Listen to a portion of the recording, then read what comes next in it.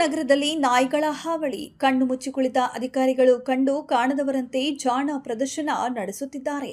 ನಗರದಲ್ಲೇ ಈ ರೀತಿ ಹಲವಾರು ಘಟನೆಗಳು ನಡೆದರೂ ಎಚ್ಚೆತ್ತುಕೊಳ್ಳದ ಅಧಿಕಾರಿಗಳ ವಿರುದ್ಧ ಸಾರ್ವಜನಿಕರು ಆಕ್ರೋಶ ವ್ಯಕ್ತಪಡಿಸಿದ್ದಾರೆ. ಸಂಬಂಧಪಟ್ಟ ಅಧಿಕಾರಿಗಳು ನಾಯಿಗಳ ಹಾವಳಿಗೆ ಎಚ್ಚೆತ್ತುಕೊಳ್ಳಲು ಇನ್ನೆಷ್ಟು ಬಲಿಯಾಗಬೇಕು ಎಂಬುದೇ ಸದ್ಯ ಯಕ್ಷ ಪ್ರಶ್ನೆಯಾಗಿದೆ. ತುಮಕೂರಿನಲ್ಲಿ 3 ವರ್ಷದ ಬಾಲಕನ ಮೇಲೆ ದಾಳಿ ಮಾಡಿದ ನಾಯಿಗಳು ಹೆಚ್ಚಿನ ಚಿಕಿತ್ಸೆಗಾಗಿ ಸಿದ್ಧಗಂಗಾ ಆಸ್ಪತ್ರೆಗೆ ದಾಖಲು ಮಾಡಿದ್ದಾರೆ. ಬಾಲಕ ತನ್ನ ತಂದೆಯೊಂದಿಗೆ ಅಜ್ಜಿ ಮನೆಗೆ ಹೋಗುವಾಗ ನಾಯಿಯೊಂದು ಬಾಲಕನ ಮೇಲೆ ದಾಳಿ ಮಾಡಿ ಎಳೆದು ಬಾಯಿಗೆ ಕಚ್ಚಿದೆ.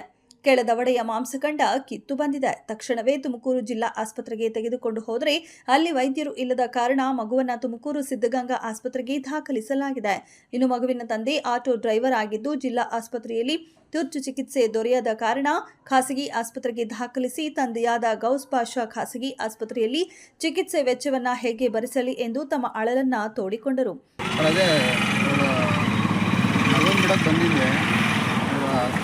ಮನೆಯವರ ಅಜ್ಜಿ ಮನೆಗೆ ಬಿಡಕ್ಕೆ ಬಂದಿದ್ದೆ. ಅವನು ಆಟೋ ನಿಲ್ಲಿಸಿ ಅಲ್ಲಿ ರೋಡು ಕಚ್ಚಾ ಇದೆ, ನಿಲ್ಲಿಸಿ ನಡ್ಕೊಂಡು ಕರ್ಕೊಂಡು ಹೋಗೋಣ ಅಂತ ಇಳಿದೆ. ಅವನ ಕೈನಲ್ಲಿ ಒಂದು ಚಾಕ್ಲೇಟ್ ಇತ್ತು. ಸುಮ್ಮನೆ ಒಂದು ಚೂರು ದೂರವಾಗಿ ನನ್ನ ಕಣ್ಮುಂದೆನೇ ಬಂದು ನಾಯಿ ಒಂದೇ ಒಂದು ಸೆಕೆಂಡ್ 2-3 ಸೆಕೆಂಡಲ್ಲಿ ಹಿಡಿದು ಹೋಗ್ಬಿಟ್ಟ ಸರ್.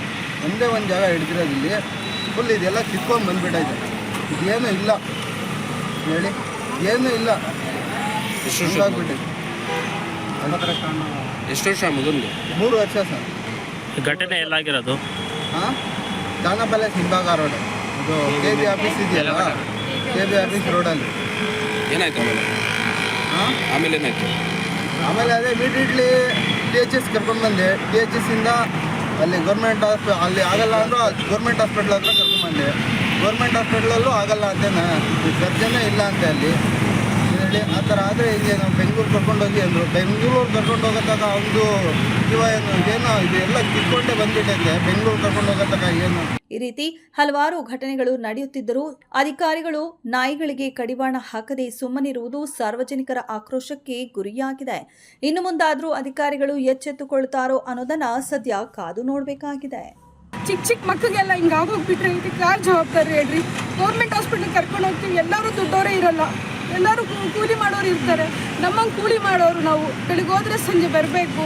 ಪಾಪಗೆ ಏನೋ ಅಜ್ಜಿ ಮನೆಗೆ ಬಂದಿದೆ ಖುಷಿಯಿಂದ ಅಂತ ಕರ್ಕೊಂಡ್ಬಂದ್ಬಿಟ್ಟು ತನ್ನ ಕಣ್ಮುಂದನೇ ಹಿಂಗೆ ಆಗೋದ್ರೆ ಹೆಂಗೆ ಹೇಳಿ? ನಾವೇನೋ ಕಷ್ಟಪಟ್ಕೊಂಡು ಅಲ್ಲಿ ಗೌರ್ಮೆಂಟ್ ಹಾಸ್ಪಿಟ್ಲ್ಗೆ ಹೋದರೆ ಅವ್ರು ಹೇಳ್ತಾರೆ ಇಲ್ಲಿ ಸರ್ಜನ್ ಇಲ್ಲ ಅಂತ ಹೇಳ್ತಾರೆ. ಅಂಥ ಸರ್ಜನ್ ಇಲ್ಲ ಅಂದರೆ, ಸೌಲಭ್ಯ ಇಲ್ಲ ಅಂದರೆ ನಮ್ಮಂಥ ಬಡವರು ಎಲ್ಲ ಹೋಗ್ಬೇಕು ಹೇಳಿ ನೀವೇನೆ? ಮಕ್ಕಳಿಗೆ ಈ ಥರ ತೊಂದರೆ ಆಗೋದ್ರಿಂದ ನಮ್ಮಂಥವ್ರು ಹೆಂಗೆ ಬದುಕಬೇಕು? ಮಕ್ಕಳನ್ನ ಆಚೆ ಬಿಟ್ಟಿರ್ತೀವಿ, ಸ್ಕೂಲಿಗೆ ಬಿಟ್ಟಿರ್ತೀವಿ, ಸಂಜೆ ಟ್ಯೂಷನಿಂದ ಬರ್ತಾ ಇರ್ತವೆ, 7 ಗಂಟೆ ಆಗಿರುತ್ತೆ. ಈ ಥರ ಹಿಂದೆ ಮುಂದೆ. ಆಮೇಲೆ ಅಲ್ಲಿ ನಮ್ಮ ಮನೆ ಹತ್ರದಲ್ಲಿ ಒಂದು ರಘುಬಾರ್ ಅಂತ ಇದೆ, ಅದ್ರ ಮುಂದೆ ಒಂದು ಫೀಲ್ಡ್ ಇದೆ. ಆ ಫೀಲ್ಡ್ ಹತ್ರ ತುಂಬ ತೊಗೊಂಡು ಬಂದು ನಾನ್ ವೆಜ್ ವೇಸ್ಟ್ ಆಗಿರೋದನ್ನೆಲ್ಲ ಹಾಕಿರ್ತಾರೆ. ಅಲ್ಲಿ ಏನಾಗಿದ್ದಾವೆ, ಈ ಬೀದಿ ನಾಯಿ ಎಲ್ಲ ವಾಸಿ ಆಗಿಬಿಟ್ಟಿದ್ದಾವೆ. ಅಲ್ಲಿ ವಾಸವಾಗಿದೆ ಏನಾಗಿದೆ, ಅವಕ್ಕೆಲ್ಲ ಅದೇ ಆಹಾರ ತಿನ್ನಬೇಕು ಅನ್ನೋಂತಹ ಇದಾಗಿದೆ. ಮಕ್ಕಳನ್ನ ಈ ಥರ ಚಿಕ್ಕ ಮಕ್ಕಳನ್ನ ನೋಡಿದ್ರೆ ಏನು ಮಾಡ್ತಾ ಇದ್ದಾರೆ, ಬಂದು ಅದನ್ನು ಬೈಟ್ ಮಾಡ್ತಾ ಇದ್ದಾರೆ.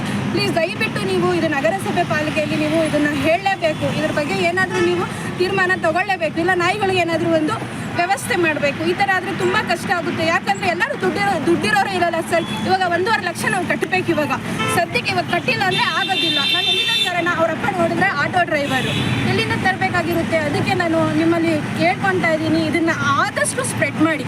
ನಾಯಿಗಳಿಗೆ ಏನಾದರೂ ಒಂದು ವ್ಯವಸ್ಥೆ ಮಾಡಬೇಕು.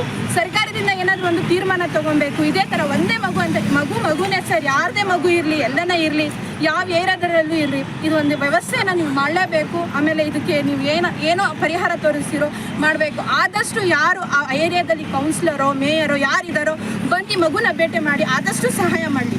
ಯಾಕಂದರೆ ಎಲ್ಲರೂ ಶ್ರೀಮಂತರೇ ಇರಲ್ಲ sir. 1.5 lakh is not a small amount, ಅದೊಂದು ದೊಡ್ಡ ಅಮೌಂಟು. ಸೊ ಬಂದು ಮಗುನ ನೋಡಿಕೊಂಡು ಒಂದು ಏನಾದರೂ ವ್ಯವಸ್ಥಿತವಾಗಿ ಮಾಡಿಕೊಳ್ಳಿ ಅಷ್ಟೇ.